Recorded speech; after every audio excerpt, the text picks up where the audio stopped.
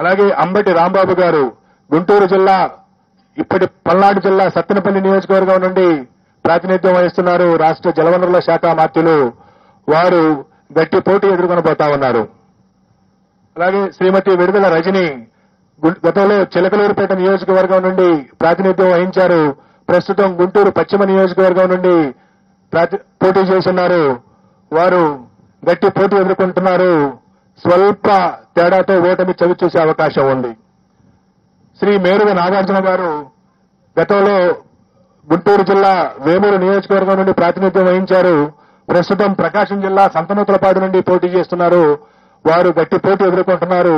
వారు స్వల్ప ఆధిక్యతతో గెలిచేటువంటి అవకాశం ఉంది.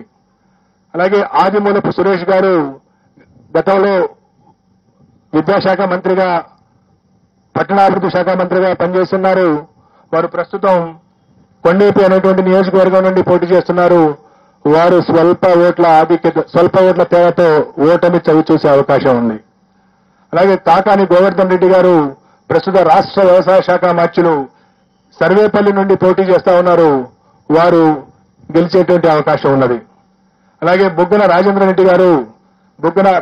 రెడ్డి గారు ఆర్థిక శాఖ మంత్రులు వారు కర్నూలు జిల్లా డోన్ నుండి ప్రాతినిధ్యం వహిస్తా ఉన్నారు. వారు గెలిచే అవకాశం ఉన్నది.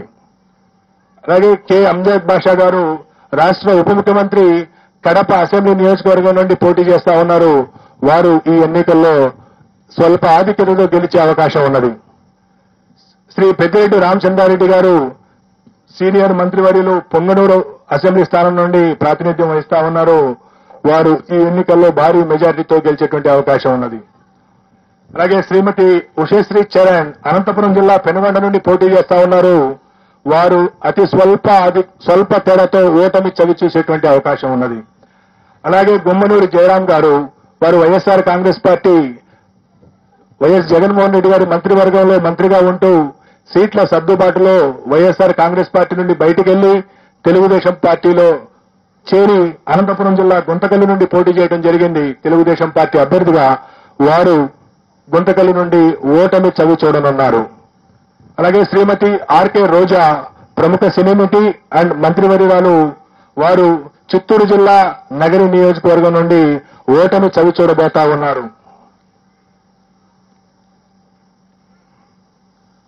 అలాగే మరికొన్ని కీలకమైనటువంటి నియోజకవర్గాల యొక్క ప్రస్తావన కూడా చేయాలి. అచ్చెన్నాయుడు గారు తెలుగుదేశం పార్టీ యొక్క రాష్ట్ర అధ్యక్షులు, ఆంధ్రప్రదేశ్ అధ్యక్షులు, వారు టెక్కలి నియోజకవర్గం నుండి స్వల్ప ఆధిక్యతతో విజయం సాధించబోతా ఉన్నారు.